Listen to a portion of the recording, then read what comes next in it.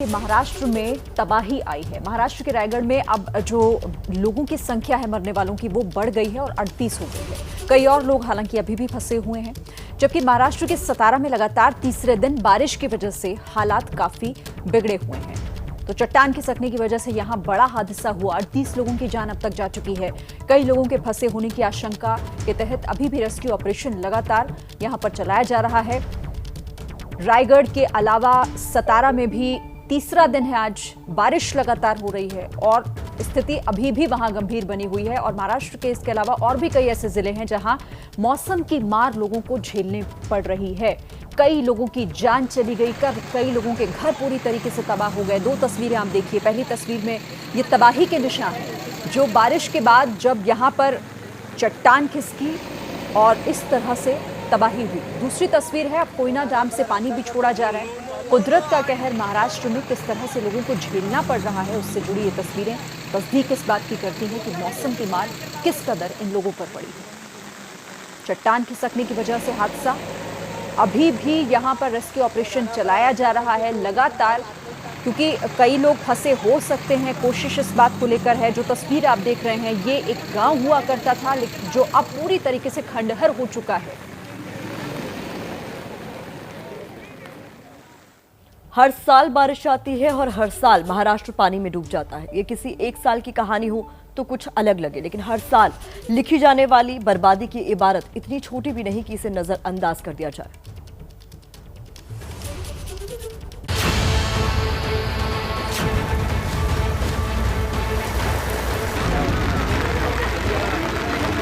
मेरे पीछे जो ये वीरान इलाका आप देख रहे हैं, ये कोई वीरान इलाका नहीं बल्कि बसा बसाया एक गांव।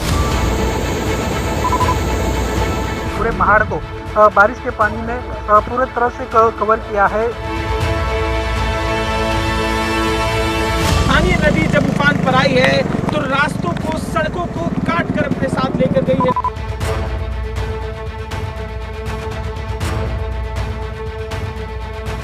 वशिष्ठ नदी पर जो पुल बना हुआ है ये मुंबई से गोवा जाने की सड़क है और ये देख सकते हैं हाल।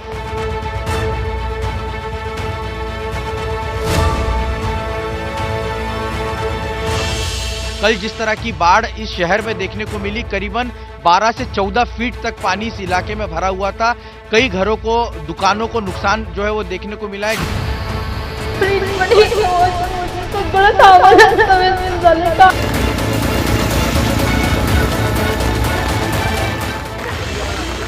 चंद दिनों पहले ठीक ठाक चल रही जिंदगी कुछ इसी तरह मुश्किलों में घिर गई है।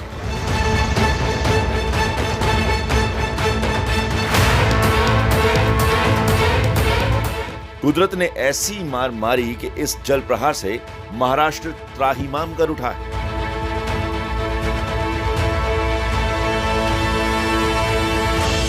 सड़कें टूट गईं,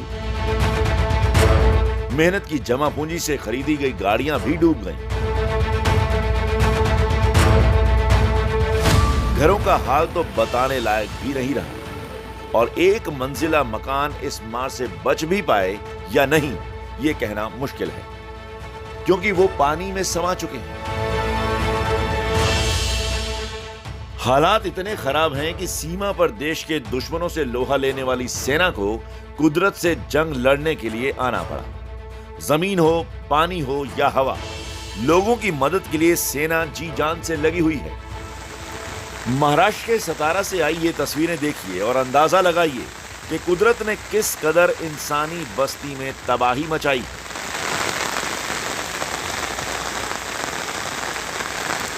सिर्फ बारिश की आवाज है और चारों तरफ सब कुछ खुद में समेटे हुए पानी। देखिए किस तरह निचले माले का पूरा हिस्सा ही पानी में समा गया है। जिस आशियाने को धीरे धीरे सजाया गया उसे बिखेरने में एक पल भी नहीं लगा। यह है कोल्हापुर बैंगलोर हाईवे की तस्वीर। बारिश ने स्थिति बिगाड़ी तो पंचगंगा नदी उफान पर आ गई।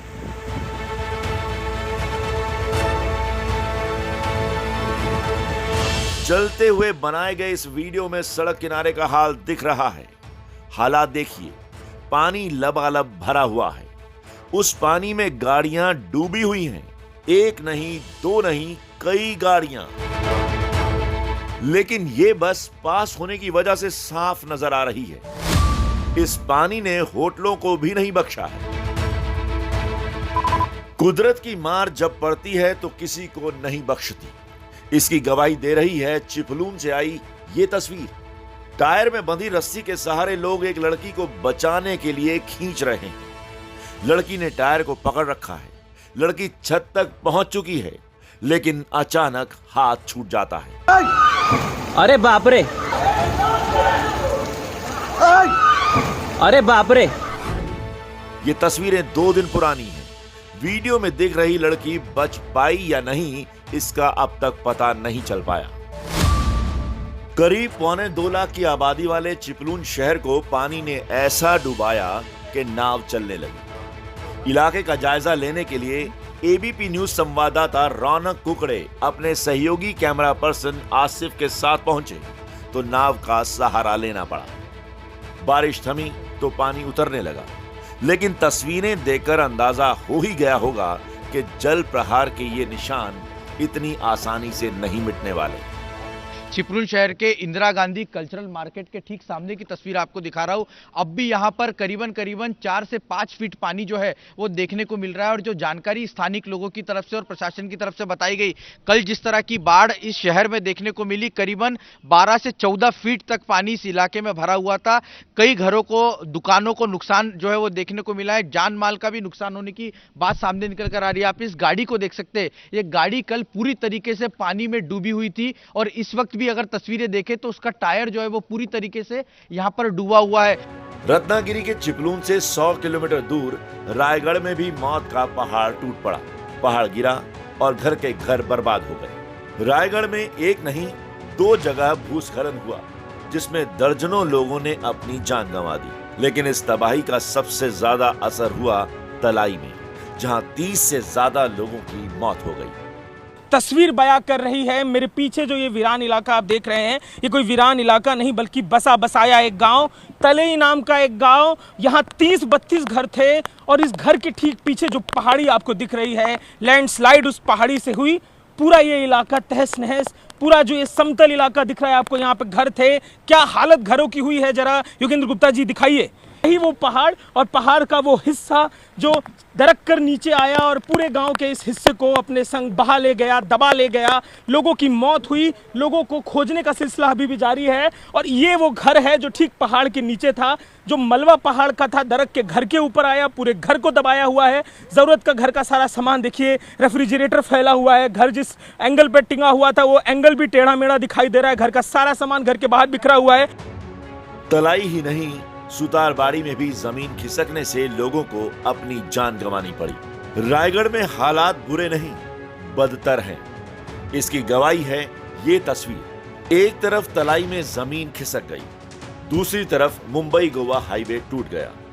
इतना ही नहीं, पुल पर अंबा नदी का पानी भर गया, वहीं महाड़ भी पानी पानी हो गया। सावित्री नदी के किनारे बसा महाड़ मुंबई से करीब 150 किलोमीटर दूर पड़ता है। हाल ये है कि यहां पहुंचने के रास्ते बंद हो गए हैं। महाड़ शहर में जाने के लिए सिर्फ नाव का सहारा है। लिहाजा रेस्क्यू टीम मोटर बोट के जरिए बाढ़ के पानी में फंसे लोगों को निकालने में जुटी है। महाराष्ट्र में भारी बारिश के बाद बनी स्थिति ने 129 लोगों की जिंदगी ली है। एनडीआरएफ की टीम ने कल कोल्हापुर से 132 लोगों को सुरक्षित स्थान पर पहुंचाया।